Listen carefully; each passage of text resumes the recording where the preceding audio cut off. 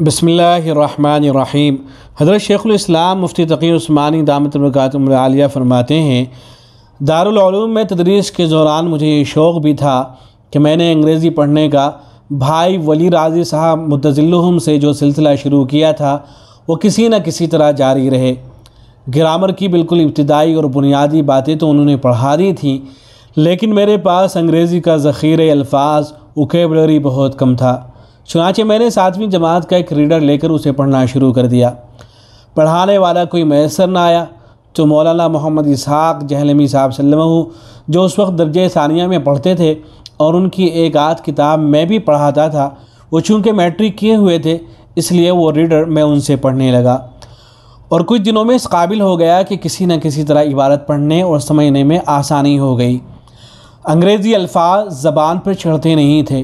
اللہ تعالیٰ میرے بڑے بھائی جناب مولانا محمد راضی صاحب متظلہم کو جزائے خیر عطا فرمائے کہ اس کے لیے انہوں نے مجھے نصیحت کی تھی کہ انگریزی عبارت بلند آواز سے پڑھا کرو، چاہے اس کے لیے کتنا ہی اٹکنا پڑے۔ چنانچہ میں نے اس نصیحت پر عمل کیا تو الفاظ زبان پر چڑھنے لگے اور پھر رفتہ رفتہ روانی آ گئی۔ الحمدللہ انگریزی پڑھنے کے شوق میں کبھی یہ خواہش دور دور دل میں پیدا نہیں ہوئی کہ اس کے ذریعے کوئی اچھی ملازمت حاصل کی جائے یا اسے دنیاوی مفادات کا ذریعہ بنایا جائے۔ البتہ اصل داعیہ یہ تھا کہ اس زبان کے ذریعے ایک طرف مغربی افکار و خیالات سے باخبر ہو سکوں اور دوسری طرف دین کا پیغام ان حلقوں تک ان کی ذہنیت سمجھ کر پہنچا سکوں جو انگریزی ماحول ہی میں پلے بڑھے ہیں اور روایتی دینی حلقوں تک ان کی پہنچ نہیں ہے۔ کچھ لائنوں کے بعد حضرت فرماتے ہیں کہ اس کے بعد میں نے میٹرک کی تیاری شروع کی۔ اس وقت کوئی باقاعدہ استاد میسر نہیں تھے۔ میٹرک کی نصابی کتابیں میں نے خرید لی تھی اور کبھی کسی سے انہیں پڑھتا رہا۔ عربی صرف و نحو سے چونکہ مجھے مناسبت تھی اس لیے انگریزی گرامر میں مجھے کوئی دقت پیش نہیں آئی۔ بھائی محمد ولی راضی صاحب متظلہم نے 2 مہینے میں مجھے گرامر کی جو بنیادیں سکھا دی تھیں، ان کے بعد میں اس قابل ہو گیا تھا کہ انگریزی گرامر کی کتاب خود پڑھ کر اس کی مشق کر سکوں۔ چنانچہ اس دور میں میٹرک کے نصاب میں رین اینڈ مارٹن کی جو کتاب مقبول عام سمجھی جاتی تھی وہ میں نے خود پڑھنی شروع کر دی، اور جہاں کہیں دشواری معلوم ہوتی کسی سے پوچھ کر کام چلا لیتا تھا، لیکن انگریزی زبان کی لغات ووکیبلری میں مجھے بہت کمزوری کا احساس رہتا تھا۔ چونکہ حضرت والد صاحب رحمۃ اللہ علیہ بھی اس بات کی ضرورت محسوس فرماتے تھے کہ کم از کم کچھ لوگ ایسے تیار ہوں جو اسلامی علوم میں مہارت کے ساتھ انگریزی زبان سے بھی واقف ہوں اور اس زبان میں دین کی خدمت کر سکیں، اس لیے حضرت والد صاحب قدس سرہ نے دارالعلوم میں اختیاری مضمون کے طور پر انگریزی پڑھانے کے لیے ایک استاد رکھ لیا تھا۔ یہ جناب ماسٹر محمد سلطان صاحب رحمۃ اللہ علیہ تھے۔ انہیں انگریزی پڑھانے کا عمر بھر کا تجربہ تھا اور ساتھ ہی ماشاءاللہ وہ اتنے عبادت گزار تھے کہ دوسروں کے لیے قابل رشک۔ جماعت میں وہ ہمیشہ صف اول میں نظر آتے تھے اور میں نے کبھی نہیں دیکھا کہ ان کی جماعت تو کجا کوئی ایک رکعت بھی کبھی چھوٹی ہو۔ میں نے اس موقع کو غنیمت سمجھ کر ان سے مختلف ریڈر پڑھنے اور لکھنے کی مشق کی۔ انہیں گرامر پڑھانے کا بھی بڑا وسیع تجربہ تھا، لیکن ان سے گرامر ترتیب کے ساتھ پڑھنے کے بجائے میں صرف ان مواقع پر ان سے رجوع کرتا جہاں مجھے کسی کی رہنمائی کی ضرورت محسوس ہوتی تھی۔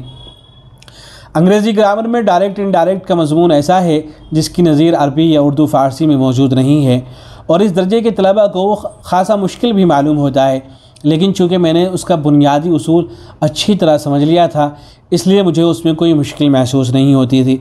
ایک مرتبہ ماسٹر صاحب رحمۃ اللہ علیہ نے پورے ایک صفحے کی بڑی لمبی عبارت مجھے ڈائریکٹ سے انڈائریکٹ میں تبدیل کرنے کے لیے دی۔ مجھے الحمدللہ اسے تبدیل کرنے میں چند منٹ سے زیادہ نہیں لگے، اور ماسٹر صاحب اسے دیکھ کر نہ صرف یہ کہ حیران رہ گئے بلکہ یہ فرمایا کہ گرامر میں تمہیں کوئی شکست نہیں دے سکتا۔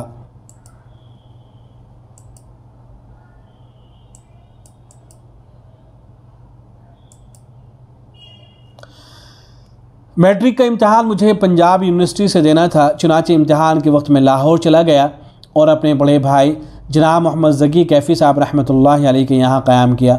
چونکہ میں نے تمام تر تیاری پرائیویٹ طور پر کی تھی اس لیے مجھے کچھ خوف سا تھا کہ میں ان طلباء کا مقابلہ کیسے کر سکوں گا جنہوں نے باقاعدہ اسکولوں میں پڑھا ہے۔ بھائی جان مجھے تسلی دیتے اور فرماتے کہ انشاءاللہ تعالی تم اچھی طرح کامیاب ہو جاؤ گے۔ امتحان کا مرکز امتیاز سنگھ کالج میں مقرر ہوا اور میں ڈرتے ڈرتے امتحان گاہ میں پہنچا جو طلبہ سے کھچا کھچ بھرا ہوا تھا۔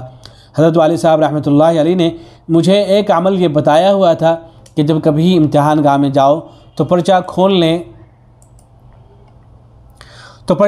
سے پہلے دائیں ہاتھ کی 5 انگلیوں پر کاف ہا یا عین صاد اس طرح پڑھا کرو کہ پہلے چھوٹی انگلی پر کاف کہہ کر انگلی بند کر لو، پھر ہر حرف پر ایک انگلی بند کرتے جاؤ یہاں تک کہ صاد پر پوری انگلیاں بند ہو جائیں۔ اس کے بعد کفیتو کہو، پھر حامیم عین سین قاف اس طرح پڑھو کہ ہا کہہ کر چھوٹی انگلی کھولو، پھر حرف پر ایک ایک انگلی کھولتے جاؤ یہاں تک کہ جب ساری انگلیاں کھل جائیں تو کہو حمیتو۔ چنانچہ میں اپنے سارے امتحانات میں یہ عمل کرتا آیا تھا اور الحمدللہ ہمیشہ نمایاں طور پر کامیاب ہوا تھا۔ اس موقع پر بھی میں نے یہی عمل کیا اور پرچہ کھولا تو اس کا کوئی سوال ایسا نہیں تھا جو مجھے مشکل لگا ہو۔ آخر میں اس میں ایک انگریزی مضمون لکھنے کو کہا گیا تھا، میں نے وہ مضمون کئی صفحوں میں لکھا اور دلچسپ انداز میں لکھا۔ جب نتیجہ آیا تو پتہ چلا کہ مجھے پورے بورڈ میں دوسری پوزیشن ملی ہے، فالحمدللہ علی ذالک۔ چونکہ یہ مضمون ان حضرات کے لیے جو انگریزی زبان سیکھنا چاہتے ہیں، خاص طور سے علماء اور طلباء، ان کے لیے مفید تھا، اس خیال سے میں نے اس کو ریکارڈ کرا دیا ہے۔